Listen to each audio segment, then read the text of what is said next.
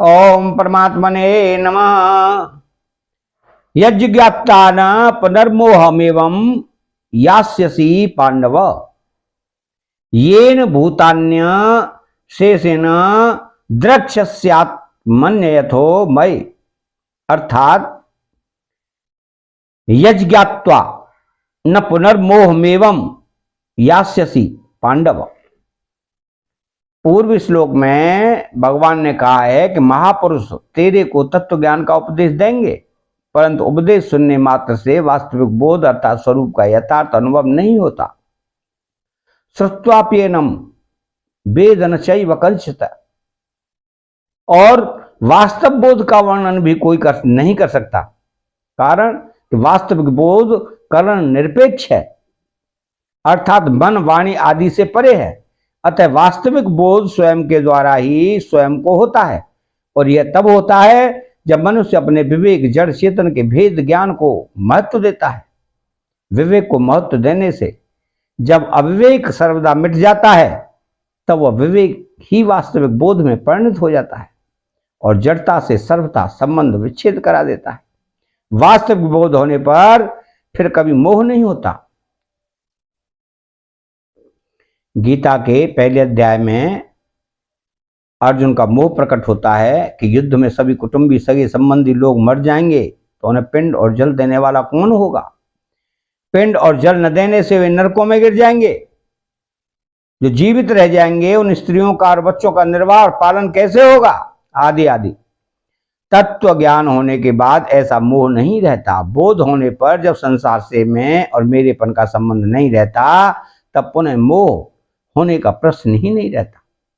तो येन भूतान्य शेषेण द्रक्ष्यस्यात्मनि। तत्व ज्ञान होते ही ऐसा अनुभव होता है कि मेरी सत्ता सर्वत्र परिपूर्ण है और उस सत्ता के अंतर्गत ही अनंत ब्रह्मांड है। मेरे स्वप्न से जगा हुआ मनुष्य स्वप्न की सृष्टि को अपने में ही देखता है। ऐसे ही तत्वज्ञान होने पर मनुष्य संपूर्ण प्राणियों जगत को अपने में ही देखता है। 6 अध्याय के 29वें श्लोक में आए सर्वभूतानि चात्मनि पदों से भी इसी स्थिति का वर्णन किया गया है। तो अथोमयी तत्व ज्ञान प्राप्त करने की जो प्रचलित प्रक्रिया है, उसी के अनुसार भगवान कह रहे हैं कि गुरु से विधि पूर्वक श्रवण मनन और निधिध्यासन पूर्वक तत्व ज्ञान प्राप्त करने पर साधक अपने स्वरूप में संपूर्ण प्राणियों को देखता है। यह त्वम पद का अनुभव हुआ। फिर वह स्वरूप को तथा संपूर्ण प्राणियों को एक सच्चिदानंद घन परमात्मा में देखता है। यह तत्पद का अनुभव हुआ। इस तरह उसको पहले त्वम स्वरूप का और फिर तत् परमात्मन तत्व के साथ त्वम की एकता का अनुभव हो जाता है। एक ब्रह्म ही ब्रह्म शेष रह जाता है। ऐसी अवस्था में दृष्टा, दृश्य, दर्शन ये तीनों ही नहीं रहते, परंतु लोगों की दृष्टि में उनके अपने कहलाने वाले अंतःकरण में जो भाव दिखता है, उसको लेकर ही भगवान कहते हैं कि वह सबको मेरे में देखता है। स्थूल दृष्टि से समुद्र और लहरों में भिन्नता दिखती है। लहरें समुद्र में ही उठती हैं और लीन होती रहती हैं, परंतु सूक्ष्म दृष्टि से समुद्र और लहरों की स्वतंत्र सत्ता नहीं है। सत्ता केवल एक जल तत्व की ही है। जल तत्व में न समुद्र है न लहरें। पृथ्वी से संबंध होने के कारण समुद्र भी सीमित है और लहरें भी, परंतु जल तत्व सीमित नहीं है। अतः समुद्र और लहरों को न देखकर एक जल तत्व को देखना ही यथार्थ दृष्टि है। इसी तरह संसार रूप समुद्र और शरीर रूप लहरों में भिन्नता दिखती है। शरीर संसार में ही उत्पन्न और नष्ट होते रहते हैं, परंतु वास्तव में संसार और शरीर समुदाय की स्वतंत्र सत्ता नहीं है। सत्ता केवल परमात्म तत्व की ही है। परमात्म तत्व में न संसार है न शरीर। प्रकृति से संबंध होने के कारण संसार भी सीमित है और शरीर भी, परंतु परमात्म तत्व सीमित नहीं है। अतः संसार और शरीरों को न देखकर एक परमात्म तत्व को देखना ही यथार्थ दृष्टि है। इसके गूढ़ भाव में तत्व ज्ञान अथवा अज्ञान का नाश एक ही बार होता है और सदा के लिए होता है। तात्पर्य है कि तत्व ज्ञान की आवृत्ति नहीं होती, वह एक बार अनुभव में आ गया तो सदा के लिए आ ही गया। कारण कि जब अज्ञान की स्वतंत्र सत्ता ही नहीं तो फिर पुनः अज्ञान कैसे होगा। अतः नित्य निवृत्ति अज्ञान की ही निवृत्ति होती है और नित्य प्राप्त तत्व की ही प्राप्ति होती है। स्वयं सत्ता बातता बोध स्वरूप है। बोध का अनादर करने से हमने असत को स्वीकार किया, असत को स्वीकार करने से अविवेक हुआ। और तात्पर्य यह है कि बोध से विमुख होकर हमने असत को सत्ता दी और असत को सत्ता देने से विवेक का अनादर हुआ। वास्तव में बोध का अनादर किया नहीं है, प्रत्युत अनादिकाल से अनादर है।